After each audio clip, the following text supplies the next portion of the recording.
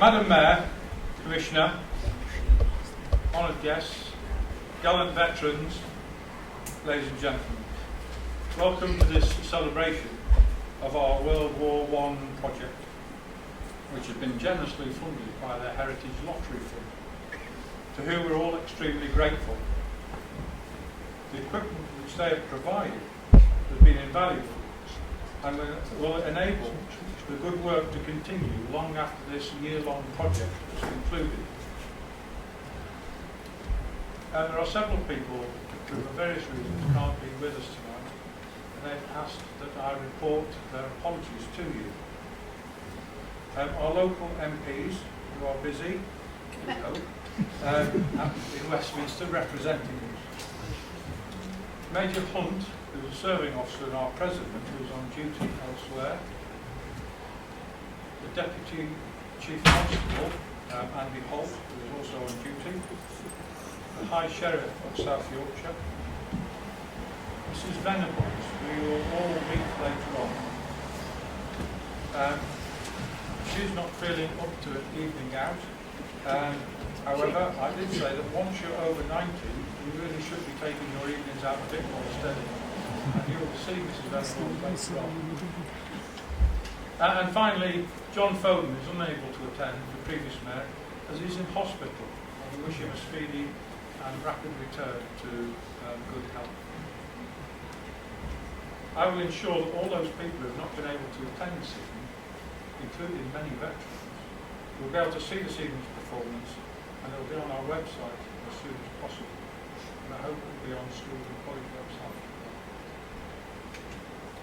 This project was designed to look at World War I from a perspective of those who remained at home once the men had left for the trenches, and the impact of the war on those that were left behind, their families and our town.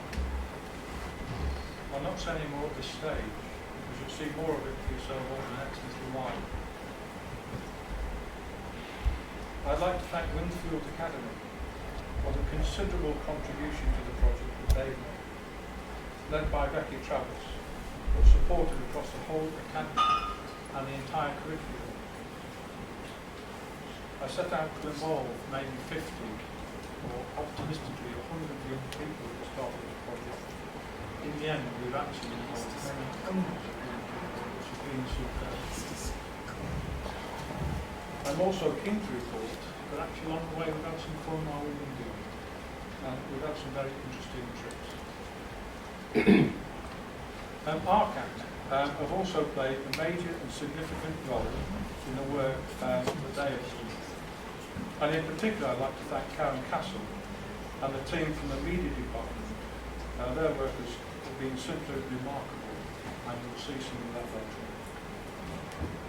The lasting record, in the form of a highly polished video, is a very valuable and historic record for our town, schools and colleges in the years to come. Sadly, I report, we have not achieved all the goals which I set out in the initial bid. Some parts of it simply became too difficult. We did find several ladies who grew up during the period just after World War I. As you can imagine, they're very old and they're frail, both physically and mentally. And whilst they're keen to be involved, and we did make the best efforts and were very patient, I found that I became uncomfortable with them getting confused and upset. And the last thing we wanted was to cause any distress. However, as I mentioned earlier, we did find Mrs Venables, who is, and I hope she wouldn't mind me saying, quite a live wire. It was the greatest privilege to listen to her many memories and reflections, only some of which you'll see later on. It's also very worthy of note that Mr Venables was highly decorated for his military service and was a recipient of the military medal, a very significant medal for a very, very brave man indeed. So, this evening we shall see just some of the results of the project, and we can celebrate the work of not only those who are here this evening, but the hundreds more that played a part in this project, and the many more, of course, who will contribute using the equipment which has been provided by the Heritage Lottery Fund grant, and all can be seen on our website, which is Rotherham MCVC.org.uk. I'd also like to thank the band of the South Yorkshire Police under the direction of Lee Baker and by kind permission of the Chief Constable. I thank them for supporting our event this evening. Your contribution and attendance is wonderful, and I'm very grateful. Thank you very much indeed.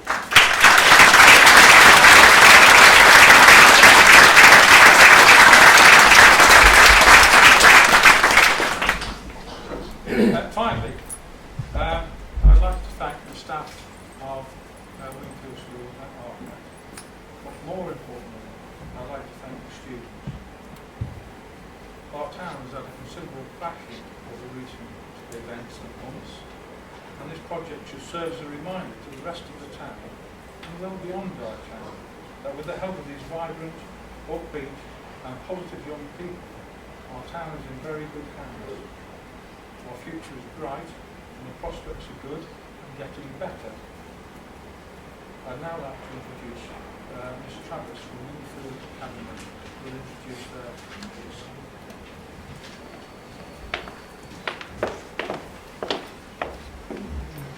Good evening, everyone. First, I would like to thank Mac for his ongoing work with this important project. A year ago, when I first received a call from him, I really didn't expect the snowball of activities, events and lasting impact of this work.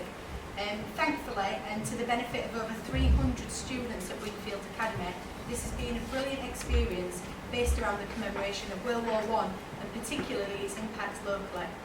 Within Wingfield Academy, the project has enabled a select number of students to visit the Royal Military Academy in Sandhurst, a once-in-a-lifetime experience of which they will never forget, and has for few further inspired them in their career path.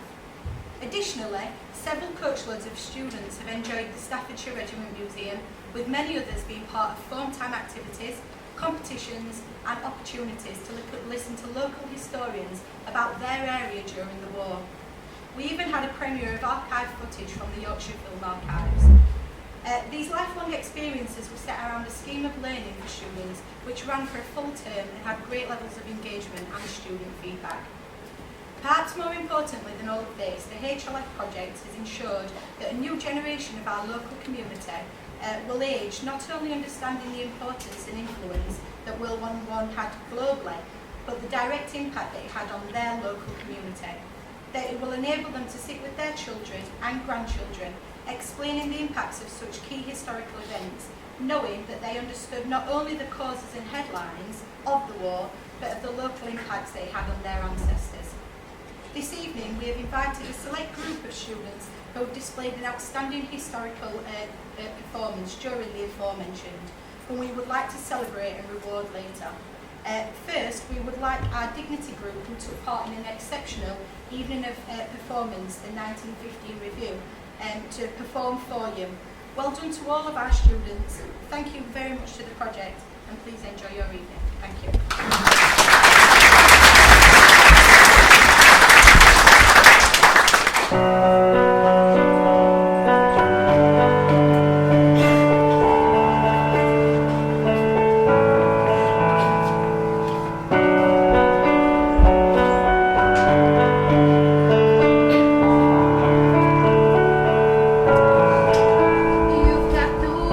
Change addiction, but your body will tell you it's meant to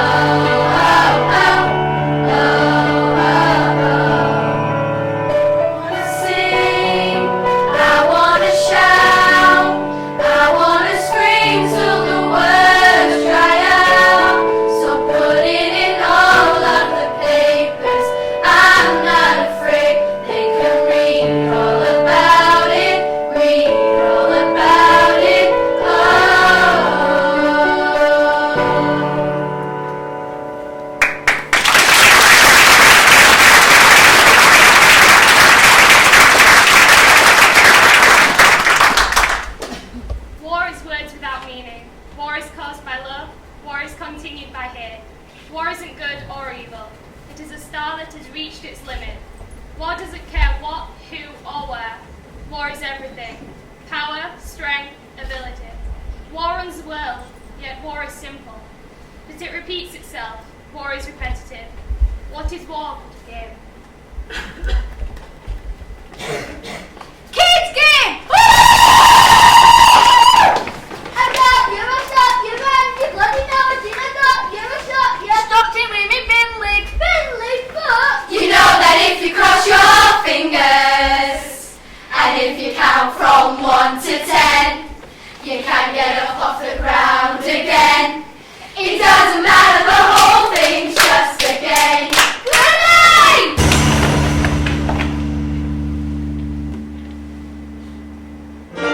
You know that if you cross your fingers and if you count from 1 to 10, you can get up off the ground again. It doesn't matter, the whole thing's just a game. The whole thing's just a game. The whole thing's just a game! What are you doing out here? Your parents will be worried sick. But Mum, we're only playing. I don't care what you're doing. Get home now, all of you. They were only playing leapfrog. They were only playing leapfrog. They were only playing leapfrog. I want to cross the jump, I only want to cross the back. They were only playing leapfrog. What do you think you're doing? Sorry, Mum. And think, my son, if eyes grow clear and dry, she lives as though forever in your side.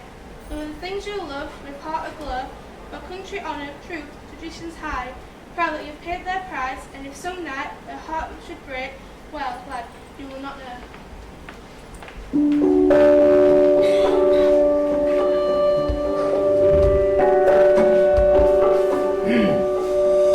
They were summoned from the hillside. They were calling from the land, and the country found them ready at the stirring call of man.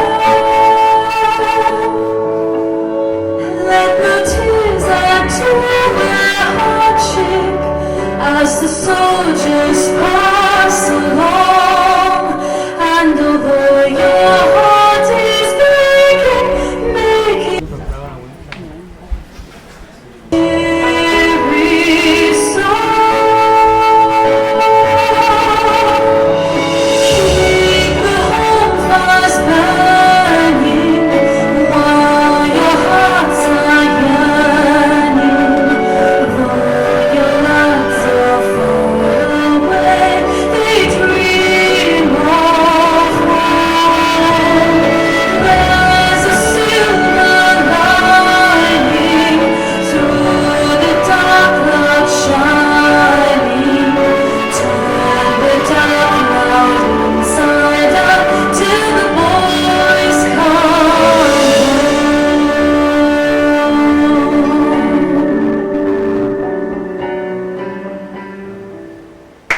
Men in life, there are cruel, short millions of men. Women are called upon to leave their homes and take jobs. Among our young, unmarried women, and among older women whose children are grown, we have a large reserve. They discover that factory work is usually no more difficult than housework.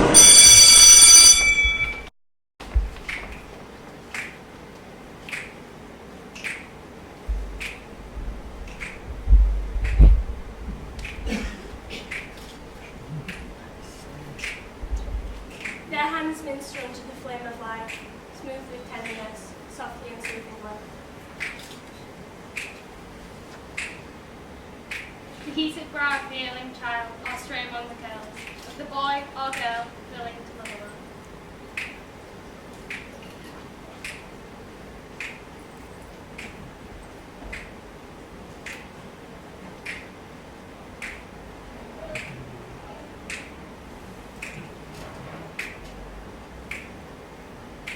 Oh God, throughout the ages we have seen, again and again, men might be created and cancelling each other.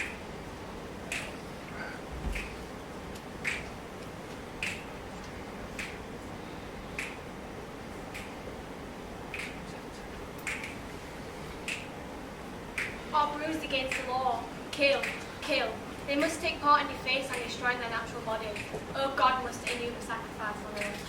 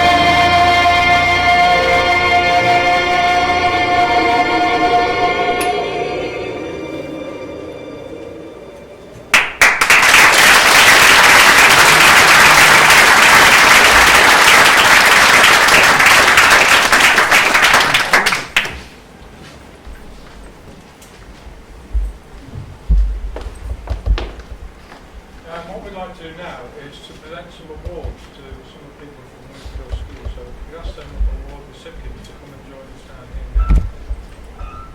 So Archie, Tegan, Harry, Holly, Paige, Ben, Courtney, Aaron, and Will.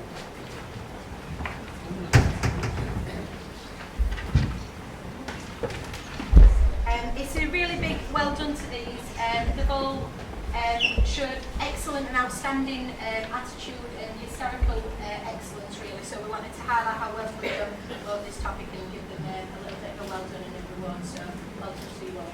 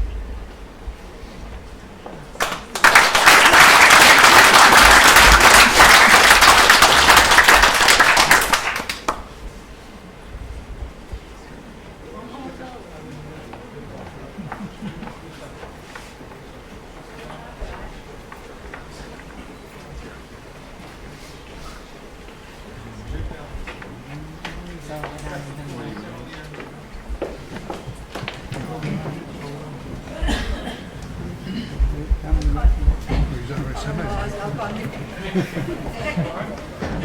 we've got another performer.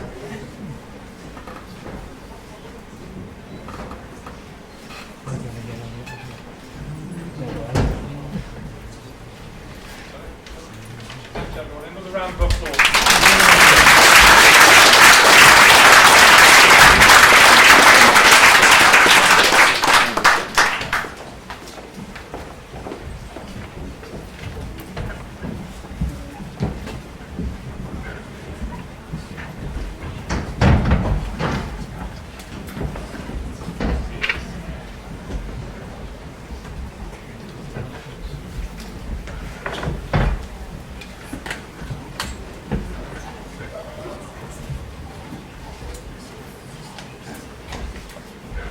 So all the performers can have a rest now, don't feel nervy. But now we'd like to perform while we listen to some music from the South Yorkshire Police Band. Well, thank you very much. It's an honour and a pleasure to be here this evening to share the stage with these absolutely fantastic performers. We're going to play two short pieces. The first one is a celebration of our Yorkshire heritage and our proudness that we are Yorkshire. And it's a folk song called Scarborough Fair, which I'm sure you'll know, but we've retitled it tonight as Rotherham Market. And then we're going to play a march called 1914, which obviously has huge significance, and it includes 3 songs from the World War I era, and if you know them, sing along. You definitely know the first 3 songs. So this is first of all Rotherham Market in brackets, Scarborough.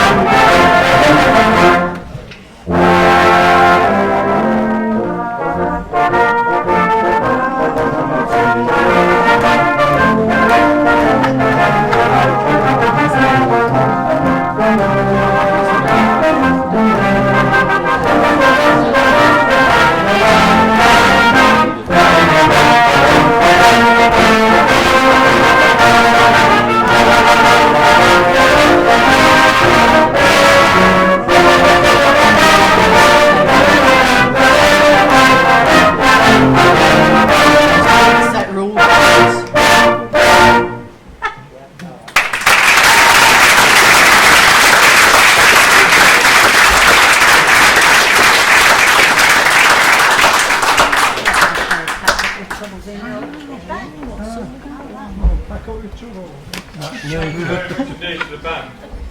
Now we're going to move on to the next part, which is the RCAT video and background. We're going to slightly change the run order for logistical reasons. We're going to do the presentations first this time. So, Sarah, would you like to join me up here?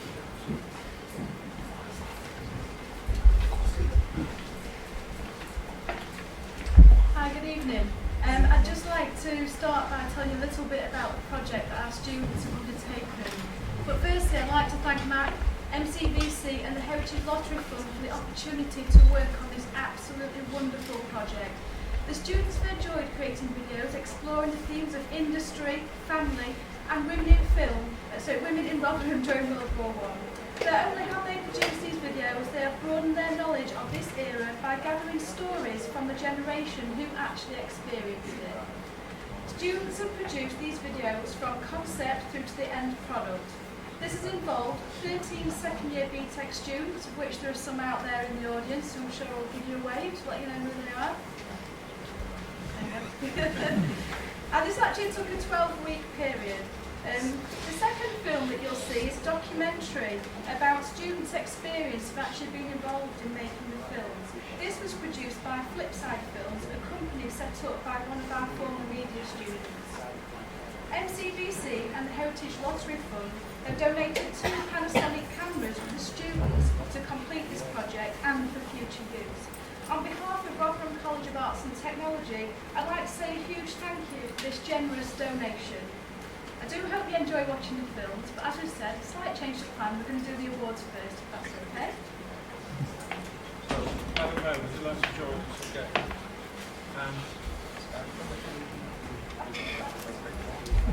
So, the first award is actually for most notable contribution to the project, and I'm going to ask Karen Castle to accept this award on behalf of Rob Straw. Rob's actually training with the BBC this evening, so unfortunately can't join us, but at least he's doing something that's worthwhile. And Karen, if you could come and collect this award for him, please.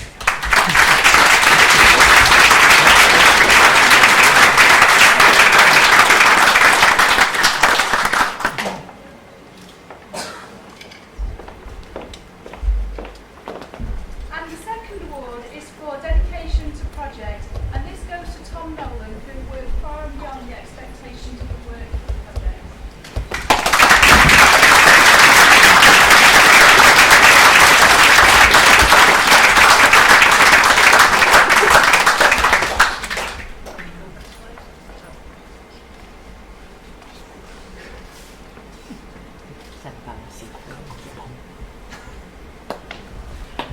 Karen, would you like to come?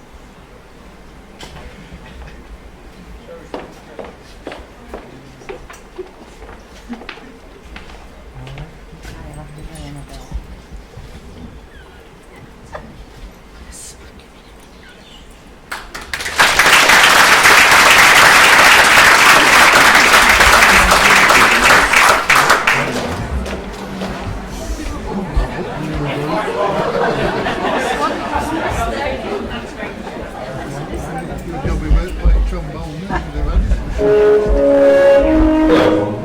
my name is Lieutenant Colonel Matt McPherson, and I've recently retired after a long time in the Army. I work for the MCVC in Rotherham, and as part of that project, I put a bid into the Heritage Lottery Fund to do a project about the First World War. Having looked at lots of other projects, many were involved with 100 years of fighting in the trenches, and there's lots of people doing projects about all those sorts of things. I thought it would be better for Rotherham to find someone that goes behind all that and run a project about Rotherham and the people that were left behind, the women, how the war affected our local industry, how the times were before the welfare system, and all those sorts of aspects of the war. And the first thing I'd like to do is thank the Heritage Lottery Fund for their grant. I'd like to thank Wingfield Academy for the considerable contribution they made to this. And of course, all the people from Rotherham College, the Media Studies course, who produced this video. I hope through these videos and through other media that we're getting together, will leave a lasting thing for the schools and colleges of Rotherham, the young people of Rotherham, to look back on what people did behind the war to make the war a success and support the men in the trenches. And I'm grateful to the lots and lots of young, bright and innovative young people who have been involved in this project, who've all contributed to make it the brilliant success which I think it is. So enjoy the video, enjoy the displays, and I hope that it gives you the opportunity to just think about the efforts that all the people made who were left in Rotherham to the war effort. Thank you very much indeed. I'm Hilda Jack, a member of the Royal Legion of Volunteer, working at the Military Community Veterans Centre this morning. My husband did 12 years in the Royal Air Force, and 7 years of that, and young women were caught, and 3 years of it were married. Nancy served in the ATS during the war. She was a cook. Yeah. And that was then she became the wife of the uncle who was in the 8th Army at the Battle of El Alamein in York. Well, World War I, it's a break for the economic break for women in the First World War, because they did, they used to be in service before, and then I went to the munitions factory, and the pain and the freedom that they had from, economically, from the First World War, broke off, and the trouble they had to recruiting them to get back into service at the end of the First World War. And my claims are always that they did so much work in the First World War that they had to give them the vote in 1918, but to women who were over 30, and it didn't come in for women, 20 months later on. But I mean, they did a lot of work in the munitions factory, in Sheffield and all, the rougher girls, and they were doing all the work. And it was the same during the Second World War. I mean, women were welders working in the shipyards, and I'd only be 3 when the war ended. One of the things I remember was the victory party at one of the streets, and I'd still see my men getting on this big long table in the street with all these Union Jacks. I'm Ted Hudson, ex-Royal Engineers. I'm Robert Copley. Well, a lot of women took over men's jobs in the factories. They built a lot of airplanes, and they put them to shame, really, a lot of them. And there's a tremendous amount in the First World War as well as the Second, working in munitions. What took women do that, they were doing that. They managed the household. They managed the housework and did all things. Other women, they used to work at, well, most of them were steel works. Yeah, all to do with steel, I mean, they had to do because of nobody else. Men had all gone. and women had to go in and take their place. Yeah. A lot of them were crane drivers. And others were working on rolls, rolling steel out with it and all that. They did some good work in the war, women.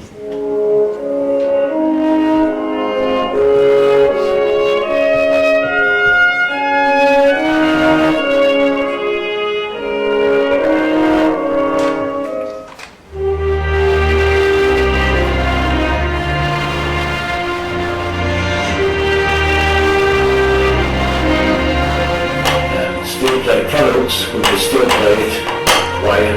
Steel plate would be required for battleships, for tanks, corrugated steel, because people talk about corrugated iron, there isn't such a thing, so it's corrugated steel. That will be used to reinforce trenches, girders for trenches, steel for armaments, steel for guns. The whole war relied on steel production.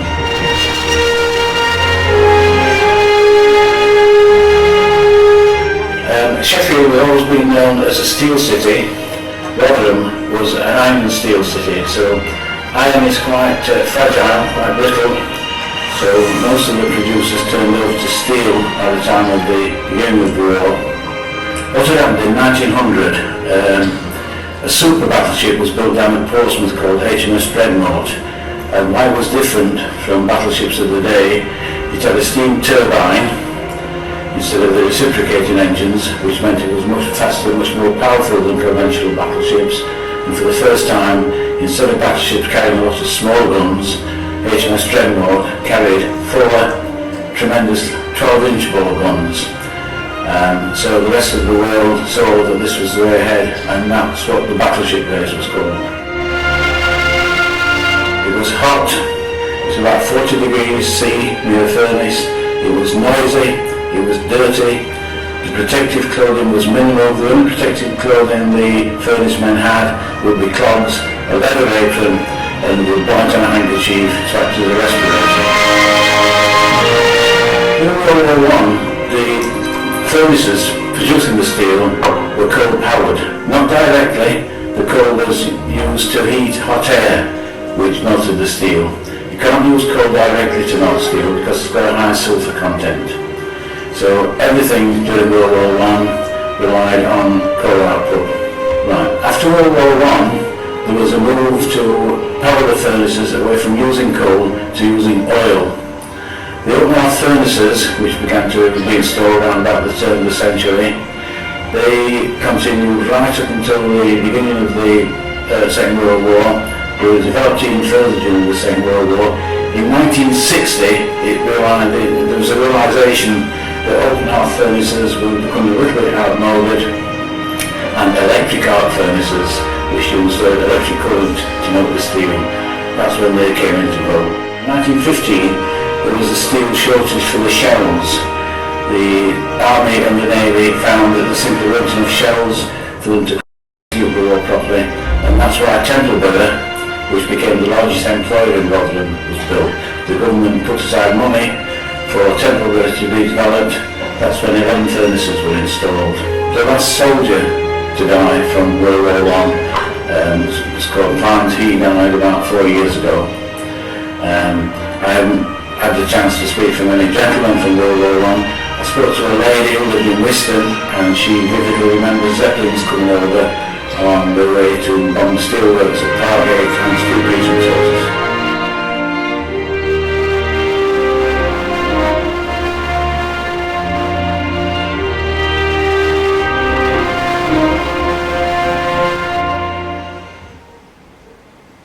War is a very serious thing.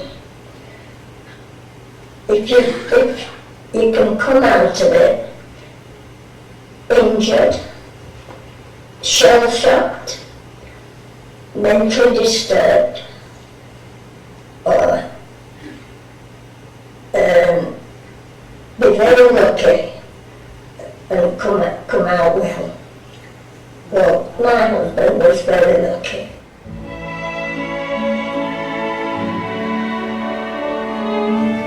We got married on the 24th by a special licence, and he always used to say, but I never gave him chance to change his mind.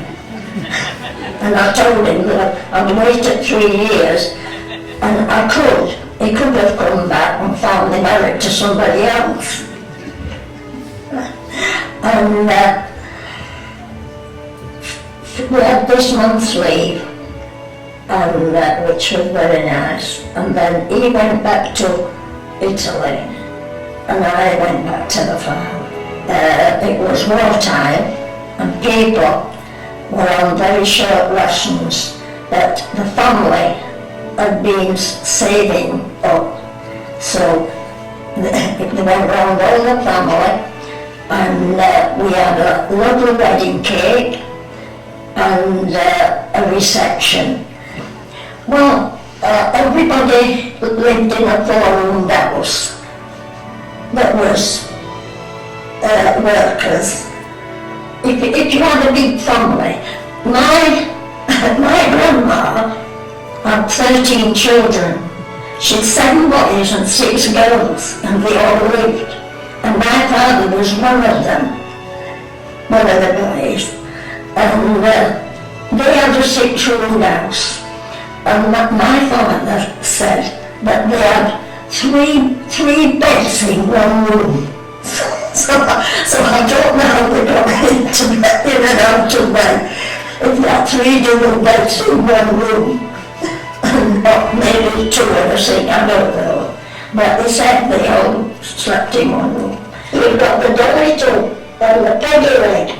It was wood, and it had 2 handles on it, 5 things, and we did this, I think I've told you. And you had this rubbing board, and we used to, it was like corrugator, and we rubbed your clothes on there, or what was scrubbing bullshit that were too dirty.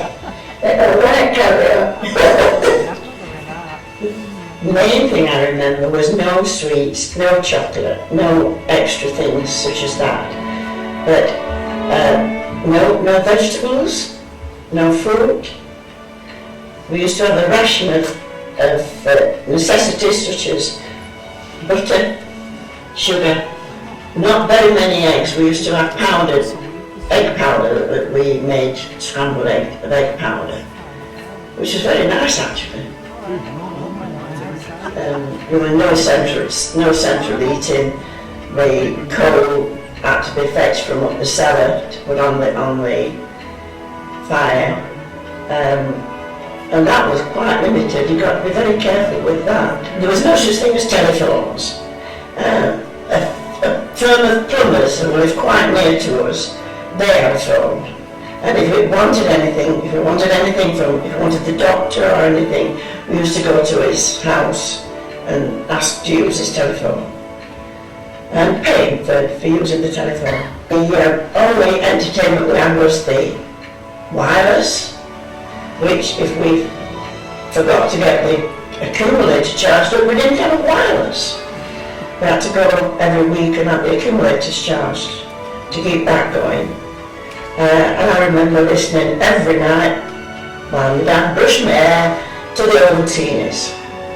We are the old teeny happy girls and boys. Used to listen to that every night. I recall as a very small child, we didn't have very much fruit in the way of tins of fruit, but when we did get them, they were very precious. My dad used to cut them into little strips, and on the end of each strip, I put made a paper flower of crepe paper, and then made them into flower arrangements and sold those. And people were very, very pleased to have them because there was so little decoration in homes at that time. I used to do a little bit of the ironing, the handkerchiefs and the plain things, the straightforward things, which health and safety would have gone berserk now if had they seen us heating the irons in the fire, getting them out, rubbing them clean, and then ironing with them. We were very lucky with the washing. We had a jiffy washer, which you put the hot water in and then shut the lid down and activated it by hand. From that it went through a hand roller into a tub of water to rinse, and then back through the roller. The white ones went into the copper, and the coloured ones went to be pegged out into the yard. In the night, that was lovely at Bosch Day, because in the night, my sisters and I could be washed and a bath in the copper with the fire underneath it. And we loved that, sitting in the copper, it was so warm. Dad had quite a big allotment, and he grew his own vegetables, potatoes, carrots, peas, all that sort of thing, which was wonderful because we lived well with that.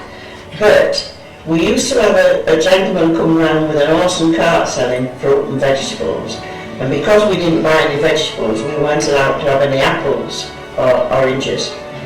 So to combat that, Dad planted fruit trees. The difference is the technology, obviously, and travel. Everybody has a car now. Most homes have 2 cars.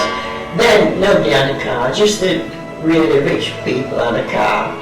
And I vividly remember Dad coming home from Home Guard and saying he got to go to camp for 3 days for training.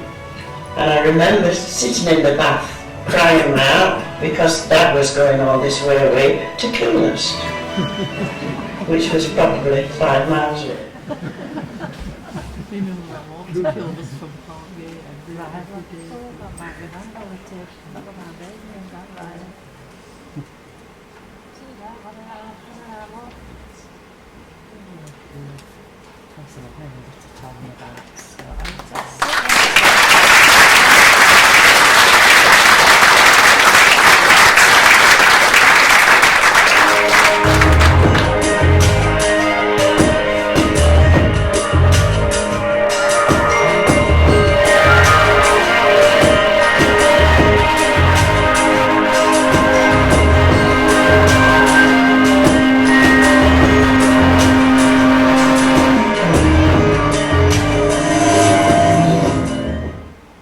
Involved in this project are on the second year BTEC Extended Diploma in Media Production, and many of them will go on to university to study media.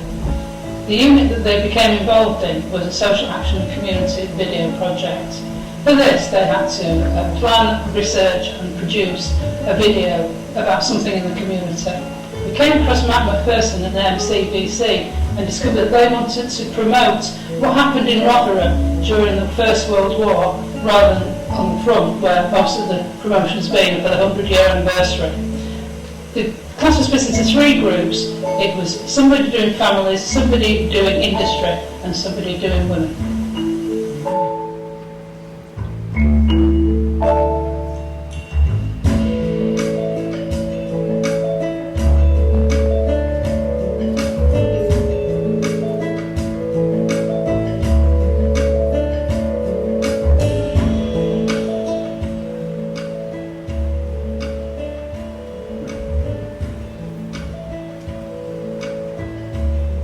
Before starting this project, I didn't really know much about the World War I.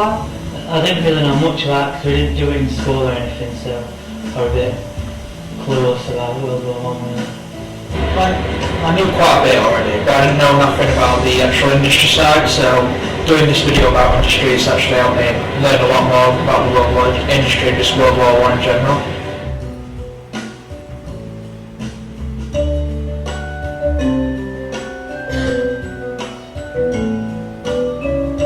Because we actually focused like most of our video on Rotherham. We were actually in Sheffield as well, as we went up to the Cllr Museum and up to Maggie to learn about it as well.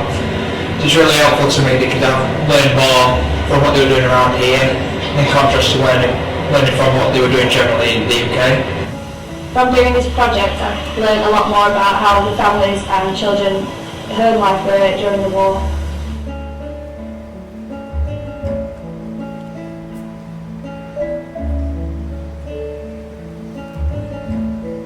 We were covering the women's roles in the war. Well, my group, we were covering the industry during World War I, part of the actual video. So we covered the industry, we made the entire video about industry. My group were given the topic of how war affected families and children in World War I.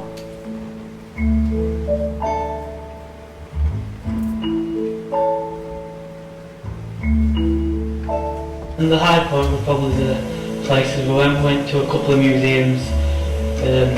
We went to Western Park Museum, which I really enjoyed going around, and I did learn a lot. I think the high point was going to all these different locations and just getting some really good footage out to them. Like we went to Cllr Museum when we were filming there. We actually got a lot of good stuff about the history. We got a lot of good stuff about some of the old exhibits, you know, like demonstrations of steelworks and that.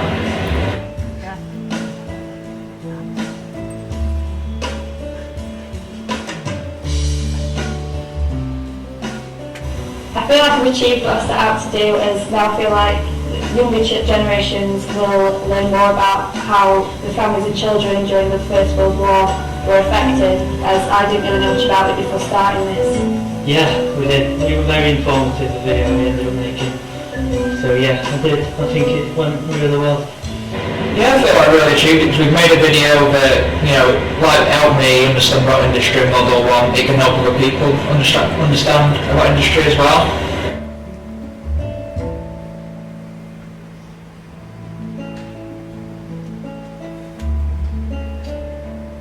Before starting this project, because I didn't really know much about the First World War, I had to try and find out as much information as I could from the internet, and then try and find people to interview.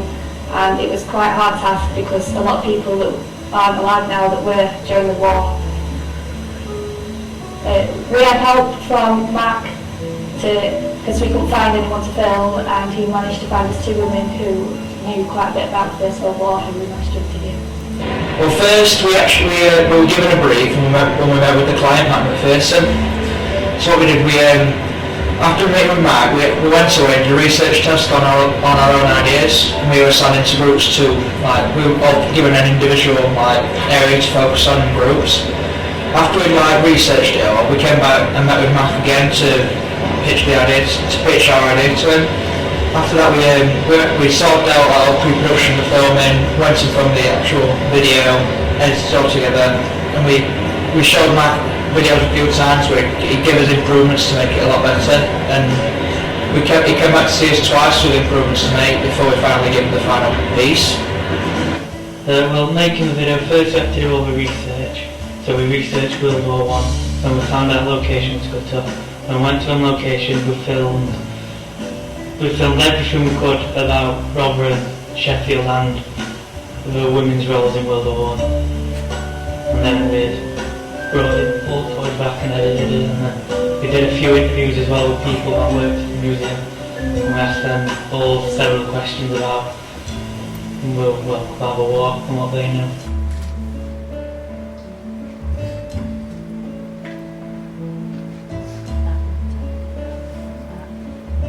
They've helped a lot. They were really good cameras, good quality cameras, and I think they're going to help out in future as well, so not just for us. The future people are going to use them. We also use a boom mic, and we use Premiere Pro editing software. Well, the cameras that Matt gave us, which were the Panasonics, they were really good because last year we were using these Sony HDV tape cameras. These ones are a lot better because you get better quality, use SD cards instead of tapes. We've got a lot better quality out of these Panasonic cameras than we did when we did from the Sony cameras. 3, 2, 1, action!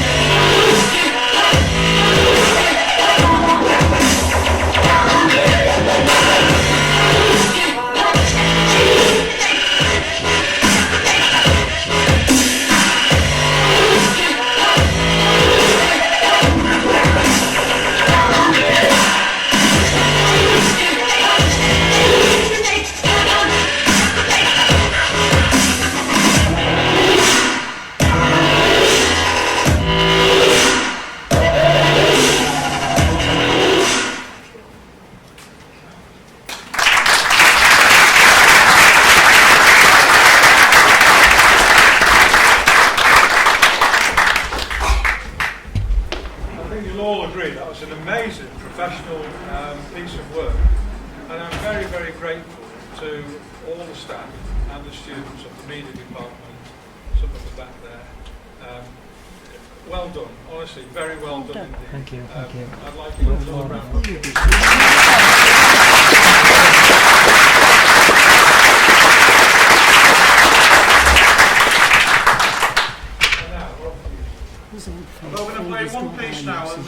sort of celebrates the bravery of some of the sort of feats that were carried out during World War I. It's a bit of film music, this, from a 1965 film called Those Magnificent Men in Their Flying Machine. And it's actually set in 1910, but it uses a lot of the biplanes and the sort of really old-fashioned airplanes that they did use in World War I. So it's a bit of film music, a little bit of a foot tapper. This is Those Magnificent Men in Their Flying Machine.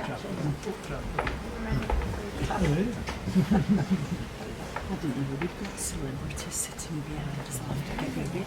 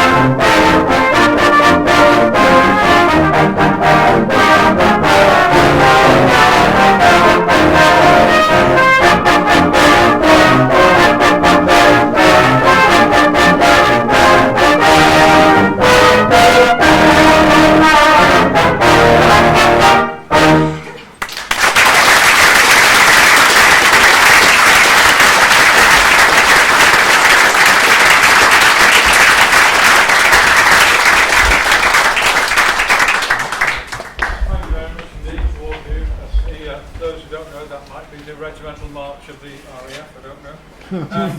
Just got one more presentation, or a few more presentations before we ask the Mayor to say a few words.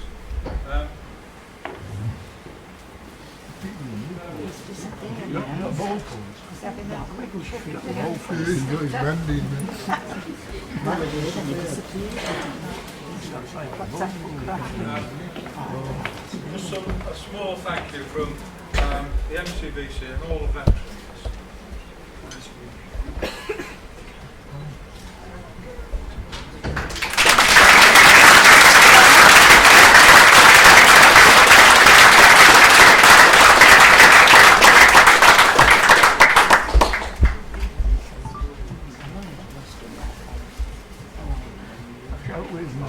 In case anybody's interested, I didn't wrap these myself.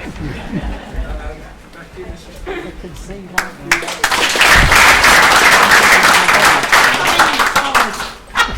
So, as we draw almost to a close, once again I'd like to thank everybody who's been involved in this project, which is just about to close. It's been a fair old slog for several people who've been involved in it. It's been fun in parts, memorable all the way through, and a little bit testing one or two areas.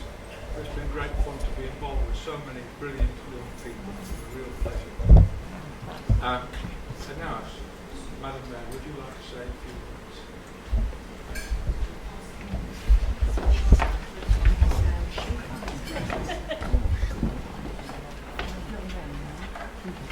First of all, I really would like to thank the police band and the students from Wingfield for the excellent entertainment tonight.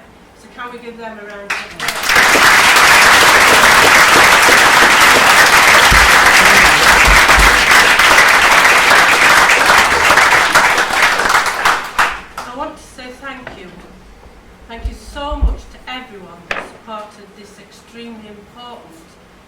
worthwhile project. Not least Mac, I hope you don't mind me calling you Mac, everybody seems to. And the Rotherham Military Community and Veterans Centre. All the staff and students at Wingfield Academy and at Rotherham College.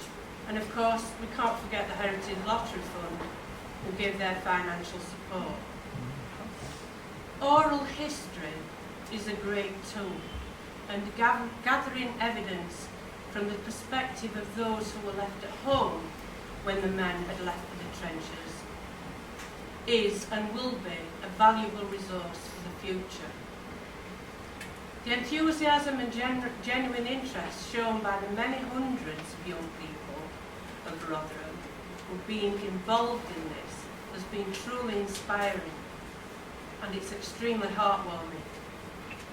We may sometimes look at what happens in our world today and wonder if we ever learn from history, or learn from the impact that war has on families, on communities and on society. So it is really important that we listen and record the memories of those who did live through those terrible times, in the hope that we can live in peace with our many different cultures, religions, languages and social backgrounds. It's been an absolute delight for me to make the presentations tonight, and all of you should be so proud of your hard work and creativity. As Matt mentioned earlier, our town has, and in some ways continues, to go through the toughest of times. But knowing that we have such brilliant, warm and compassionate young people in our town gives us all hope for a better future and for a better Rotherham. Please give yourselves a round of applause.